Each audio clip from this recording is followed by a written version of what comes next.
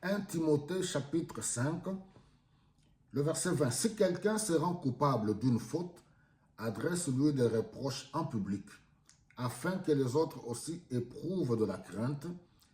Je te le demande solennellement devant Dieu, devant Jésus-Christ et devant les saints anges. Obéis à ces instructions avec impartialité, sans favoriser qui que ce soit par tes actes. Ne te hâte pas de poser les mains sur quelqu'un pour lui confier une charge dans l'église. Ne participe pas au péché des autres, garde-toi pur. Ici, c'est l'apôtre Paul qui donne des instructions à Timothée quant à la manière de gérer l'église ou gérer les conflits. Bonjour bien-aimés dans le Seigneur. Ce n'est pas une chose facile de diriger une église. Ça demande de la maturité, ça demande un équipement, oui, approprié pour être à la tête d'une communauté. Comme dans toute société, entreprise, famille, nation, oui, ça demande beaucoup de compétences.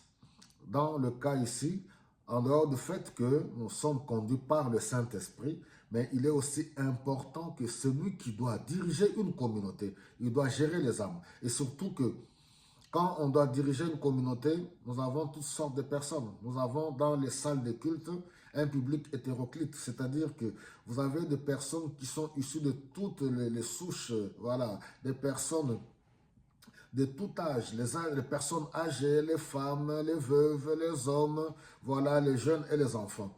Et ça demande qu'un pasteur ou un conducteur spirituel soit bien équipé, ait un témoignage. Si vous lisez même au chapitre 3, toujours de 1 Timothée, Paul donne des critères pour celui qui veut être dirigeant de l'Église. Alors, ici, j'aimerais mettre ce problème dans ce contexte, le placer dans un contexte. J'en ai parlé hier en lingala. Alors, j'ai trouvé aussi bon d'en parler en français pour permettre une grande compréhension. Dans ce cas, si vous allez au verset 17, il s'agit, Paul s'adresse à Timothée que si un ancien ait les droits et les devoirs des anciens, ancien doit être vu comme tout simplement conducteur, responsable dans l'église. Tu peux être appelé pasteur, évangéliste, et tout dépendra de la manière dont l'église est structurée quant à la direction de l'église. Est-ce que, voilà, comme l'église primitive, par exemple, c'était un collège des anciens, tous ensemble, ils dirigeaient l'église. Alors, ici, s'il arrivait qu'un responsable arrive à tomber dans un péché, car aussi, il faut déterminer, il y a plusieurs sortes de péchés aussi. Il y a un péché qu'on peut commettre individuellement qui n'affecte pas les autres.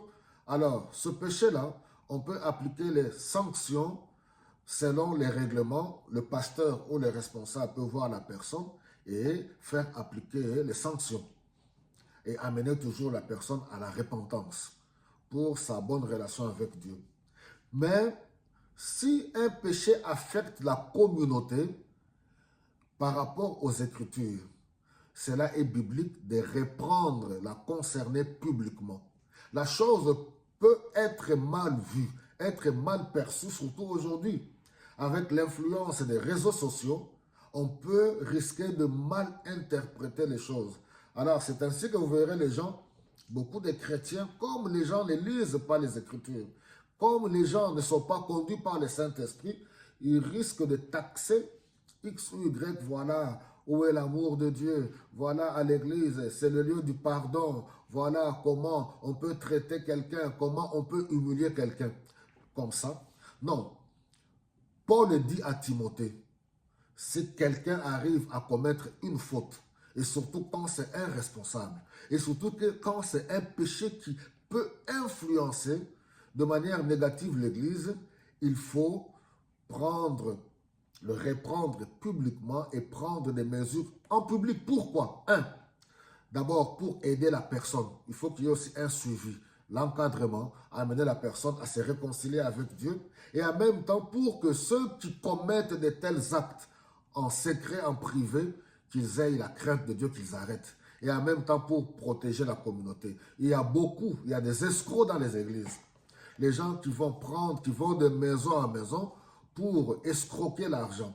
Il y a des hommes mal intentionnés qui vont de maison à maison pour prendre les femmes seules, les femmes veuves ou les célibataires qui sont faibles par rapport à la foi, et il y a de ces hommes-là qui vont, et vice-versa aussi, il y a aussi des femmes qui sont mal intentionnées.